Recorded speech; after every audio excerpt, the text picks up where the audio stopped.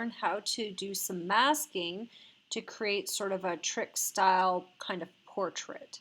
And so what we're looking at here is a finished example of the masking technique.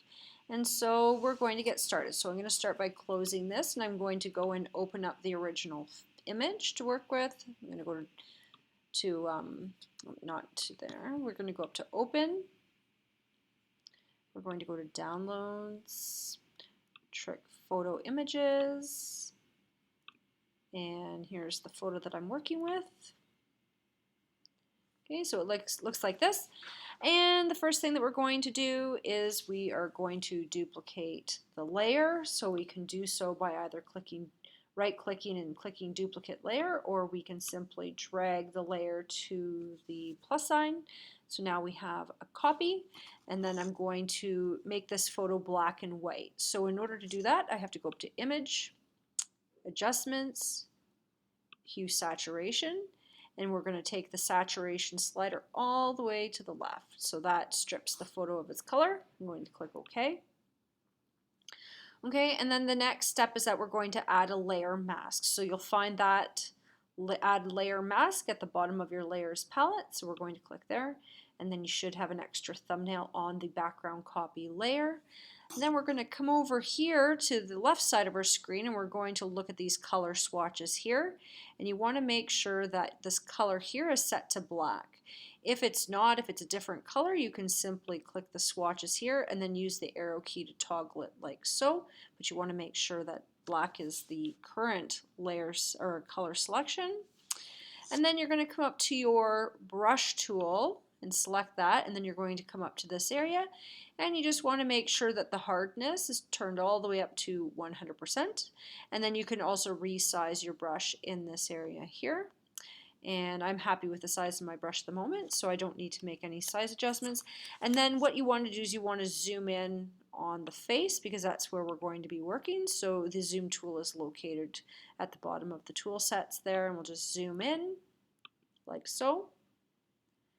Okay, and then we're going to switch back over to the brush tool and we can get started. So now I just want you to start taking your brush very carefully over the paintbrush. And the goal is to make it look like we've painted color back into our photo, like so. So we're just going to do a strip of color here. And then we're also going to bring back the color in the paintbrush, like that. The bracket keys on your keyboard, the square bracket keys, the left one will make your brush smaller, and the right one will make your brush bigger. So as you go, it's a quick way of being able to resize your brush. I'm just going to zoom in a little bit more there so I can see what I'm doing.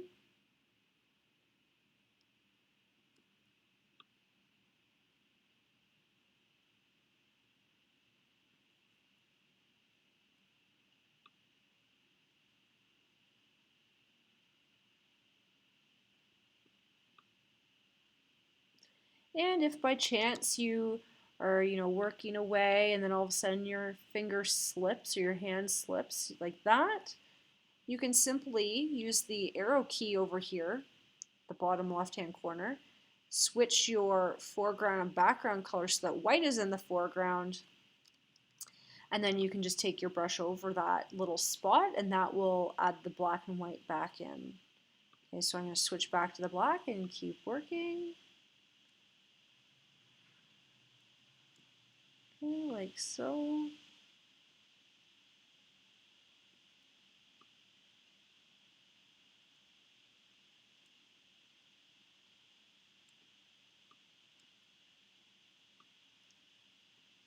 Like that.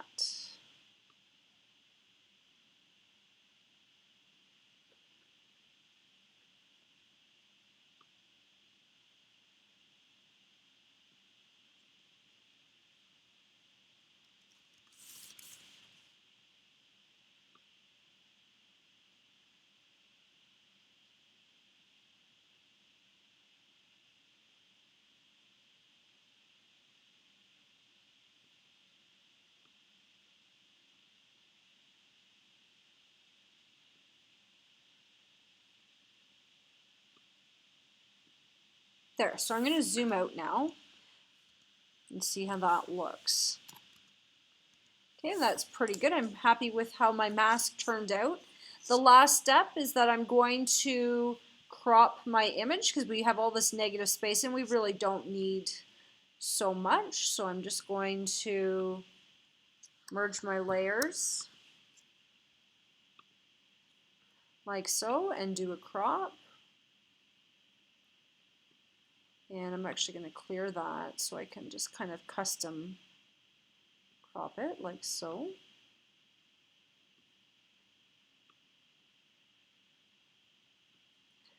Right, so that the person becomes the focus of the image, not so much the block wall behind us. I'm going to come up a little bit here, like so.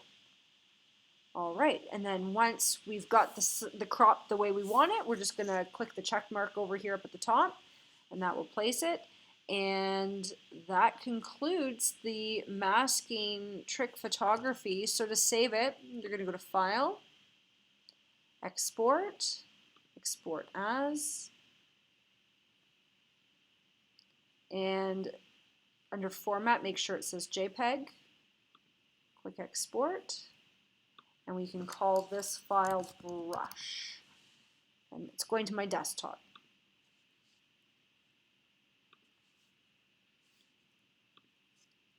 Okay, and that concludes this tutorial.